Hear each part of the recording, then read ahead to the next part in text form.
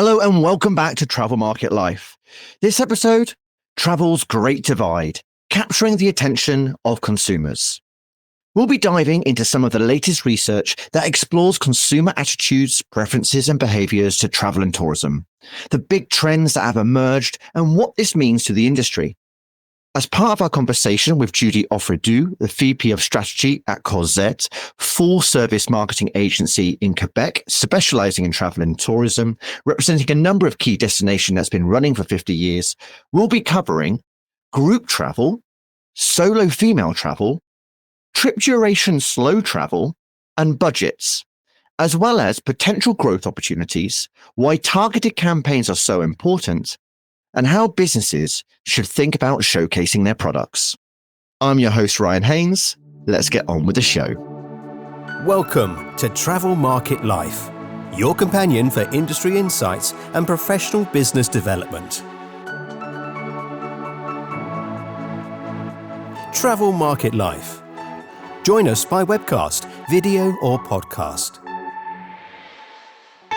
So joining me now is Judy from Cossette. Thanks ever so much for joining me today as we dive into the Travel's Great Divide research, which I understand was done in partnership with Plus Company.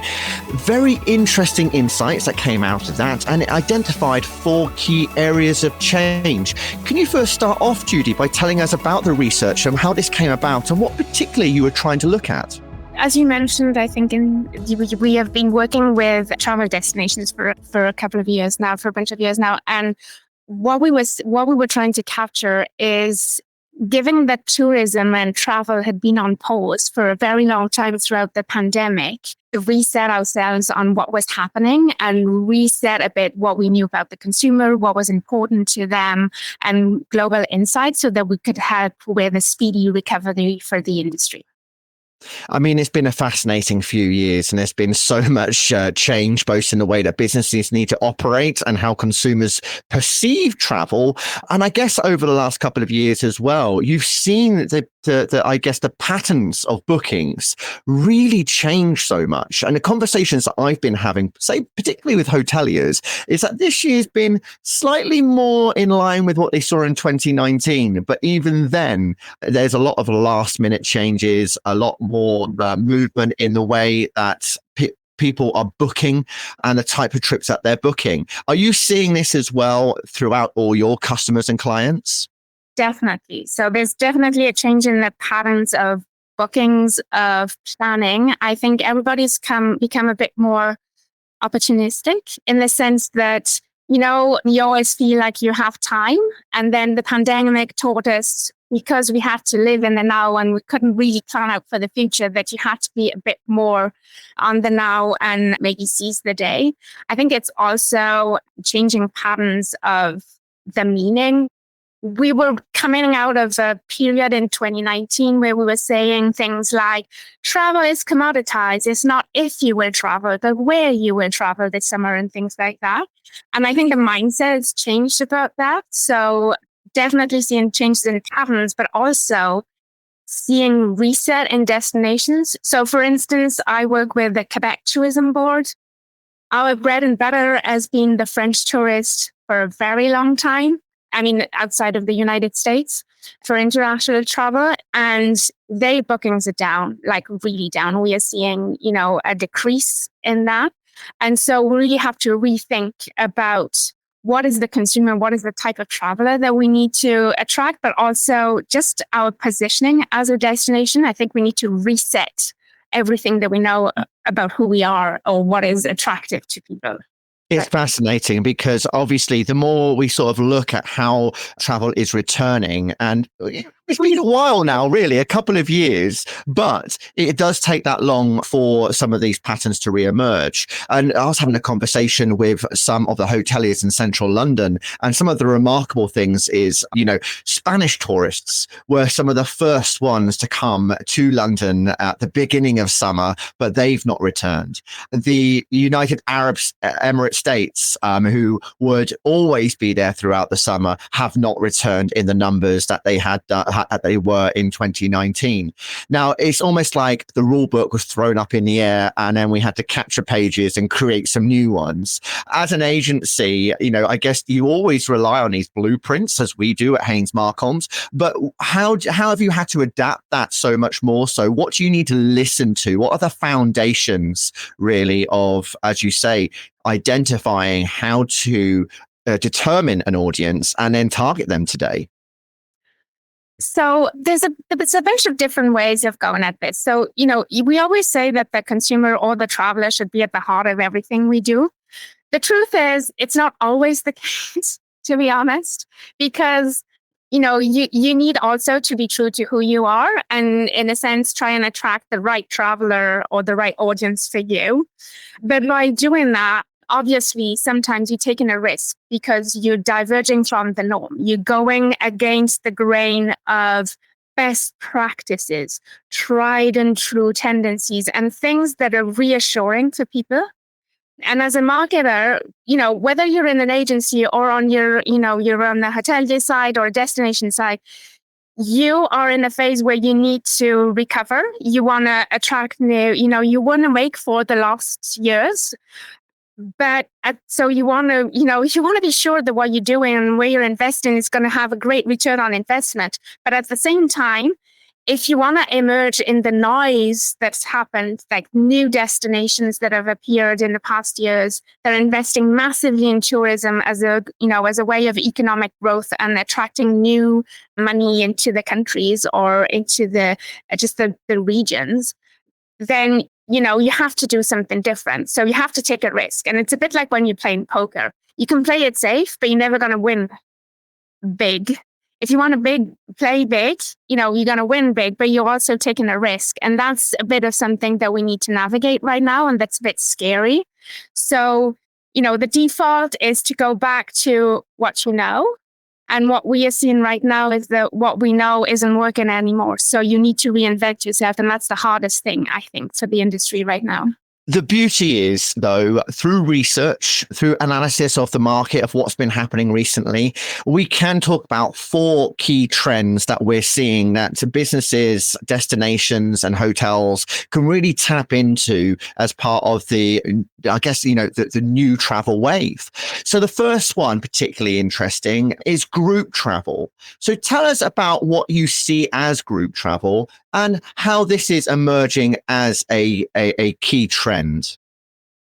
So I think if you would ask me this question like a couple of years ago or a bunch of years ago, I think group travel, in a sense, would be either on one end, organized bus tours, loads of people in getting out, snapping the picture, being there, got the t-shirt, very consuming destinations. And then maybe on the other end, you would think of something more out of a Blur song of a group of young travelers traveling to party on the cheap, something under the sun. Yep. I remember that. So it's not that these new group travelers weren't there. It's just that we weren't thinking about them and we weren't considering them. And it's also that it's been maybe accelerated by the pandemic. So, you see new things when you think of group travel. You're thinking of groups of friends and family that are looking to spend both quality but quantity time together.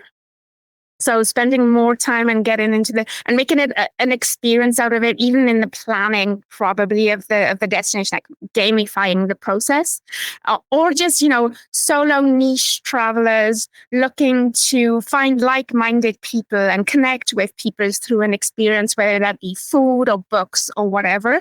So it's really more about a different way of thinking about group travel and what somebody that's interested in a group travel can look like.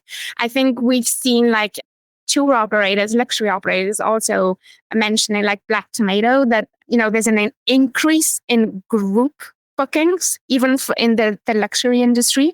So I think it's just the way that we think about groups traveling together that needs to change. And, in the heart of it, it's always the same thing. It's people trying to feel a meaningful connection through shared experience. And that's the oldest thing in the book. Yeah, I mean, I'm certainly aware of a few. One of them is that I've got a friend of mine who's got a personal trainer who's been getting a group of his customers together and taking them on trips. It'll be 4 or 5 of them, and he'll package it all up together, go to 3 or 4 different hotels during the course of the week, and throw in loads of sporting activities. Another one, I'm a swimmer, you see, and this woman was telling me about swim treks, which is that she goes off to a destination and joins another bunch of swimmers, and they take you to, beautiful swimming locations. And so, as you say, it's not just about sort of like mass groups on buses. It's not just about multi-generational families and friends getting together, but it's also solo travelers looking to not just go on their own, but actually join a group. So that ties in, though, quite nicely to this idea of solo female travel, which is actually a topic that we've covered already in the last couple of months, and certainly check back at some of our podcasts that relate to solo travel and women in solo travel. But how come this has become such a distinct and unique audience, Judy? From our perspective, and I have to admit that I'm lacking some data points for Europe, so I'm just going to talk about North America in this answer. But definitely what is different with this audience is that most or a rising group of solo female travelers are not solo females in the sense that they don't live alone, but they are looking to get some time alone to travel. And they are mentioning, motivations such as finding my personal space and time, leaving domestic responsibilities behind, freedom, a sense of freedom. So in this case, I think we can't neglect the cultural impact of books like Eat, Love, Pray, or just, the rising of a lot of solo female travel influencers as well that have positioned and occupied that market. But I think what's interesting about this audience is that the meaning of travel, what they're looking to get out of that travel is very different than other solo travelers. And it's not just like, they're not going on a big exploration. They're looking to get like a very short break in their life where they can just focus on themselves and find a way and a meaning or self-exploration that goes beyond domestic life and career and refocus on what they want. So it's very like a psychographic and very psychological, what I'm saying. But what we're seeing is that I want to be Elizabeth Gilbert. I want to go out there and find myself. I can't travel for 6 months, but maybe if I go solo for 2 weeks somewhere, I can, reconstruct myself and recenter myself.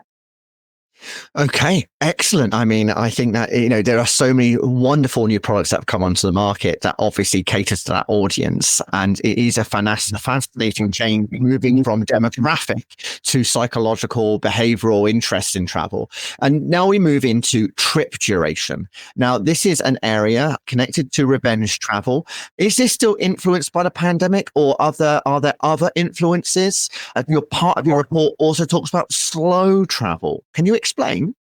I just want to go back to the first question about, is it influenced by the pandemic? Because I don't think it's influenced by the pandemic. I think it's just that we are seeing in full bloom a trend that was emerging before the pandemic.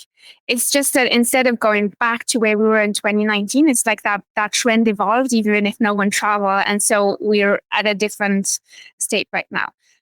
Talking about slow travel is, for me, a word that encompasses a bunch of different things, to be honest.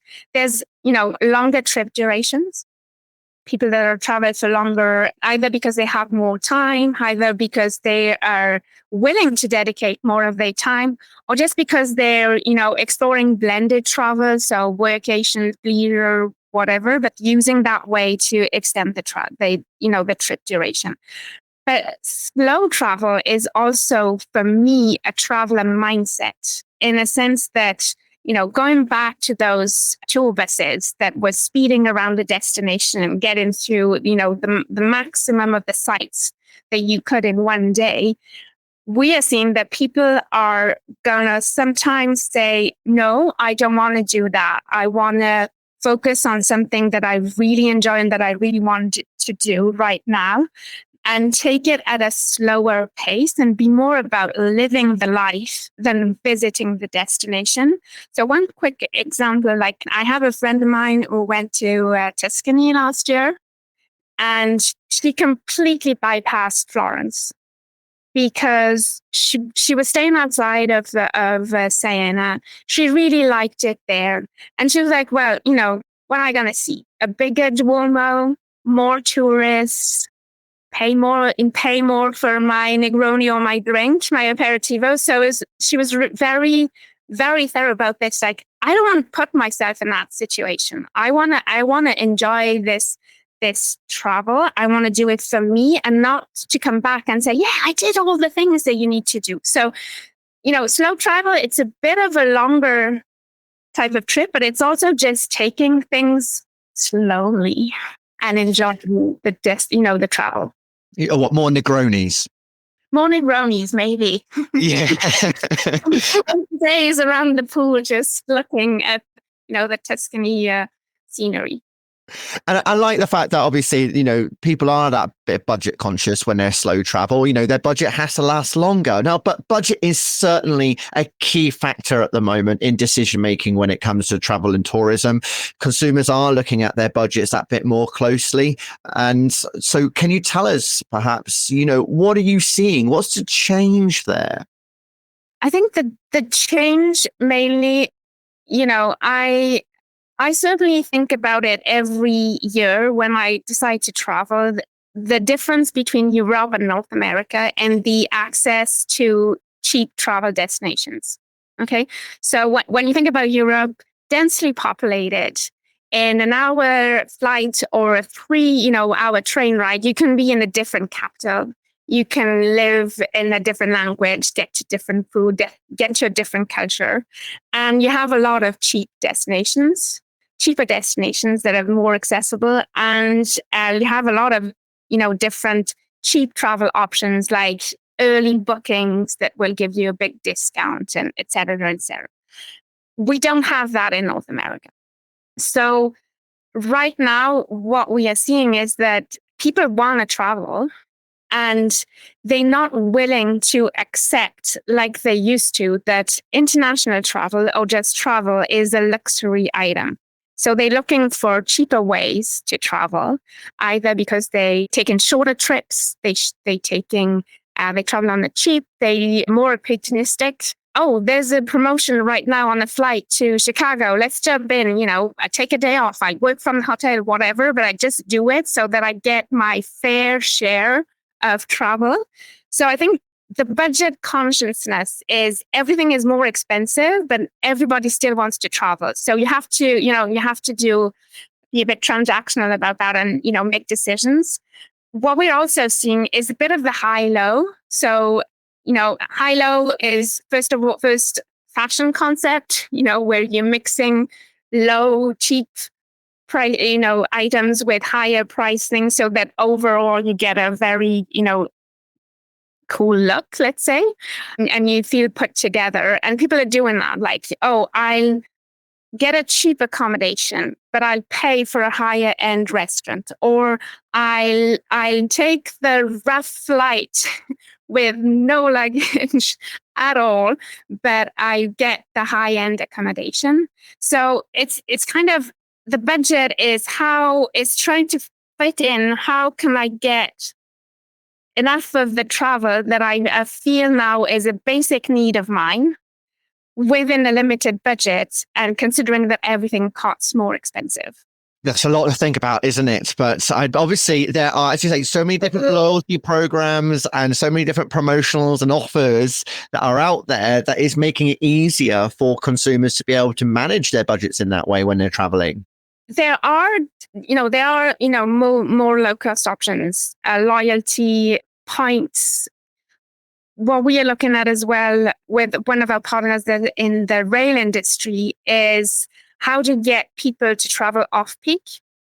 So creating packages around that. So there are a lot of options out there, and it's just a new way of thinking of how can we get a win-win situation that I offer something that's on the cheap, but it gets me to, maybe it's a win situation for me as well as an operator or, a hotel, because I'm just filling in the gaps as well.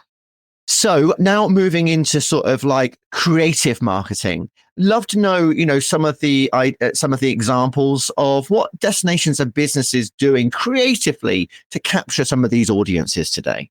On the destination side, I have a lot of admiration of the work that Finland has been doing over the years. So about, I think, let's say 10 years ago, they committed to this idea of being the happiest country in the world and building on that.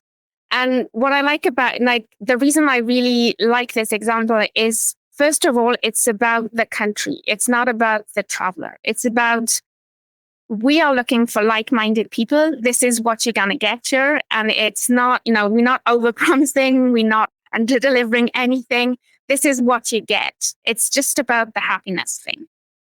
The other thing is that they committed to it.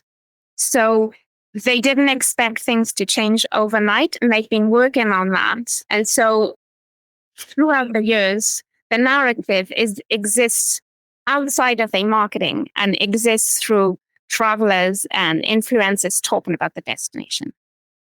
If you want to think more about the hospitality business, it's a completely different example, but there's this group, I think it's in the Emirates, that's developing a new destination that's focused on bringing something, the Red Sea project. So it's focused on developing a luxurious destination that's based on responsible travel and regenerative travel.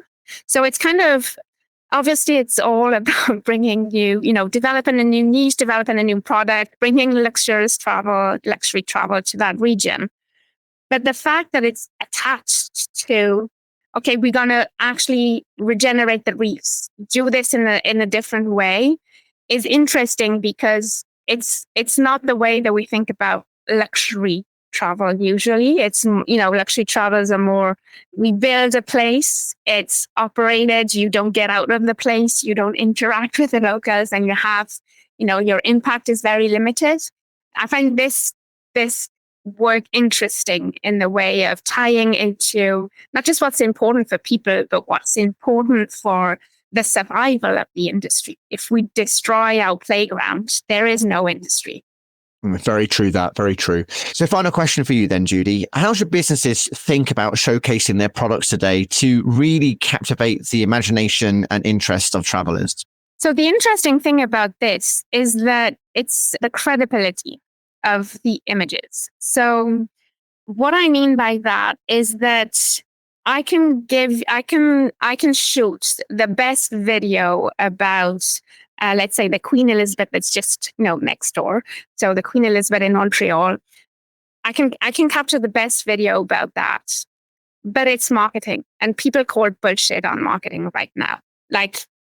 It pains me to say this because this is my job, but I have to admit, I have to be self-aware that people call bullshit on marketing right now. So to showcase your product, it's about the experience, the lived experience. It needs to come from the people that are doing it and that are experiencing it. So it could be showcasing your employees, who they are, what they bring to the table, why it would be a great thing for a traveler to interact with that people, or that person, or get to know them. But it's not just about, you're not just a business. You're a bunch of people bringing a service, and you're passionate about things. And the other thing would be trying to showcase it in the way that people actually experience it. Not the Instagram, the real life part. What are you gonna get when you live there? So a bit more of a point of view kind of way. So it's balancing that. Yes, you need the beauty shots. You need them. You need to showcase your product in the best way, but you also need to share the story with people that are, the people that are part of the story. Because, going back to what I said, our industry, and, I'm going to include that as well, like the music industry, everything that's live It's about a shared experience. It's about people coming together and living something together. It's not just about the setup. It's about, the connections that you can create. That's awesome stuff. Judy, thank you ever so much for those insights today and sharing, the perspectives on what we're seeing is changing in the travel industry. It was a pleasure to be here. So that was Judikaela Auffredou, the VP of Strategy at Cossette, talking to us about their research, Travel's Great Divide, which you can find in the link below in the description. You can also check out our other episodes related to solo travel, the travel review that features Kerry Gallagher, and Solo Traveller, an interview with Palumi Nubi. Just have a look in our podcast listings. I'm your host, Ryan Haynes. Thanks for listening to Travel Market Life. For more, go to Travel Market Life. The music sensation by Zach Nelson is reproduced under license from Storyblocks. Travel Market Life is a Haynes Marcoms digital marketing agency production, serving the travel and technology industries.